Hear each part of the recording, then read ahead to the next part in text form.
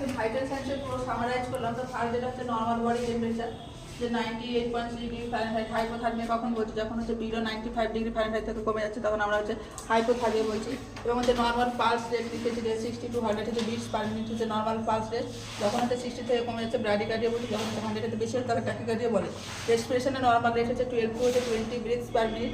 যখন হচ্ছে 10 থেকে কম হচ্ছে তখন ব্র্যাডিপেনিয়া, যখন হচ্ছে যে কি 24 বেশি আছে তখন হচ্ছে ট্যাকিপেনিয়া। এবং নর্মাল বিপি হচ্ছে যে 128 mm অফ এইচজি, বাট রেঞ্জে যখন বলতে যাচ্ছি তখন হচ্ছে যে 90/60 থেকে শুরু মানে 140 to 90। যখন হচ্ছে যে 90/60 থেকে কমে যাচ্ছে তখন আমরা বলছি হাইপোটেনশন। যখন হচ্ছে 142 হচ্ছে 90 থেকে বেশি হচ্ছে তখন বলছি আমরা হাইপার টেনশন।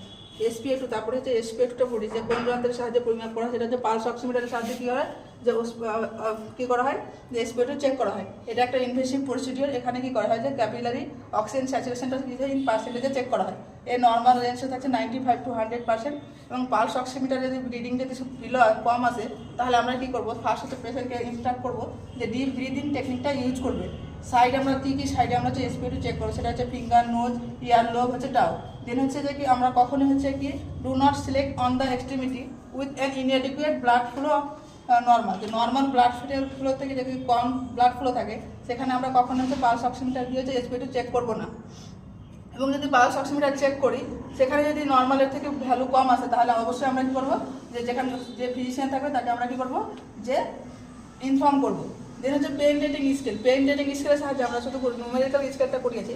এখানে আমরা কী করবো, পেশেন্টের যে ফেসিয়াল এক্সপ্রেশনের সাহায্যে কী করবো যে পেশেন্টের পেন কী ধরনের আছে সেটা অ্যাসেসমেন্ট করবো।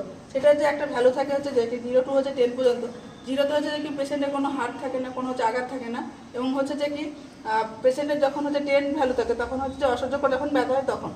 তারপরে হচ্ছে যে ম্যানেজমেন্ট, কীভাবে আমরা ম্যানেজমেন্ট করবো পেনের ক্ষেত্রে, সেটা হচ্ছে যে পেশেন্টকে হচ্ছে যে ডাইভারশন থেরাপি দেবো, ইউজ করবো কোল্ড অ্যান্ড হট অ্যাপ্লিকেশন।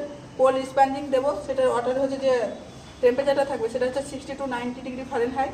এবং ওয়ার্ম স্পঞ্জিং দেবো, সেটা হচ্ছে যে 105 to 110 ডিগ্রি ফারেনহাইট হচ্ছে যে কি থাকবে টেম্পারেচার থাকবে। আজকে